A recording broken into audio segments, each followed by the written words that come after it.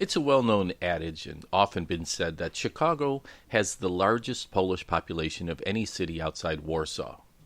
And that's probably even larger if you consider all of those of Polish descent throughout all of Chicagoland. This is Reno Lovison, the executive producer at Chicago Broadcasting Network. As a third-generation half-Pole, both of my mother's grandparents were born in Poland, I still feel a close connection to my Polish heritage.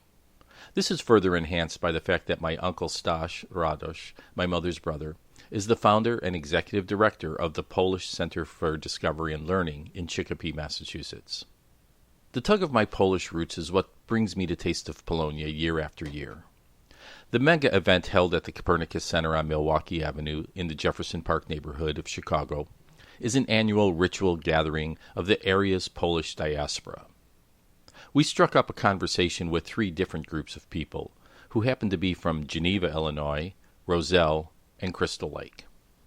Interestingly, Taste of Polonia is not simply a church basement celebration of days gone by, but it's actually a rather contemporary festival that honors both the old and features the new generation of Polish immigrants.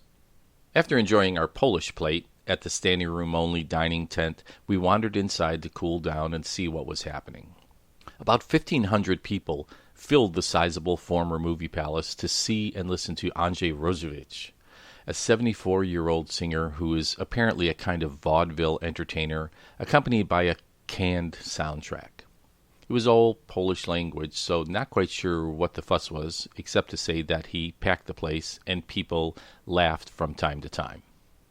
Surprisingly for us, the social room just past the ever-popular casino games, we happened upon what turned out to be a Chopin piano concert by two very talented pianists.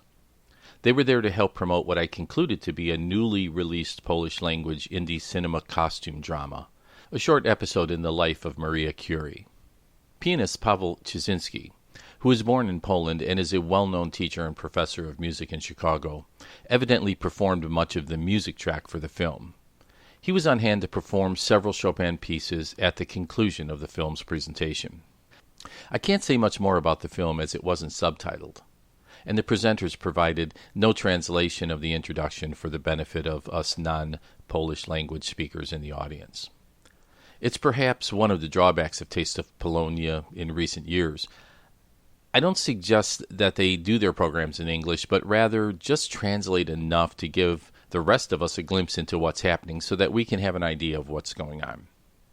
Prior to the film, we witnessed an additional surprise performance by Piotr Pawlak, a young pianist with a head of hair that could rival Paderewski. He was born in 1998 in Gdansk and has won numerous awards in Poland.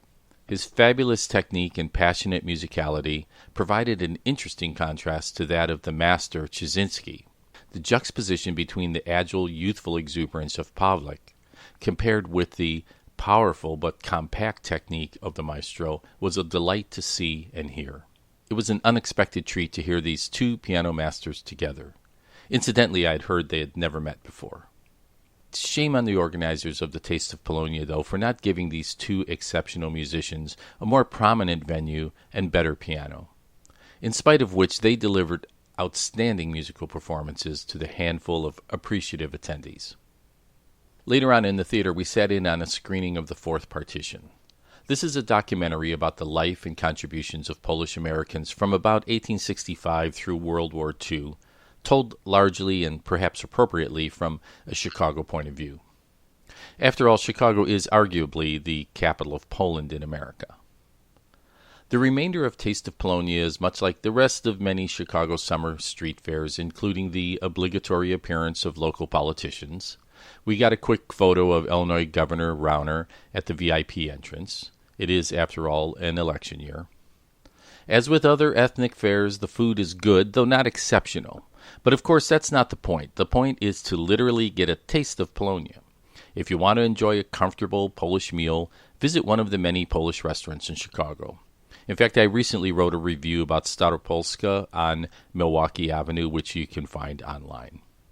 The garage band music at the three different venues throughout the fair is mostly too loud, to the point of overpowering the sound system and distorting the sound.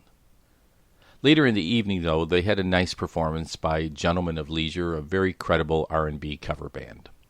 Due to the rain, much of the scheduling was moved around, which contributed to the chaos. But if you're willing to go with the flow, you'll be sure to encounter an eclectic mix of all things Polish. That'll give you some insight into the culture and an interesting flavor of what is the taste of Polonia. Be sure to put it on your calendar for the 2019 Labor Day weekend. This is Reno Lovison for Chicago Broadcasting Network.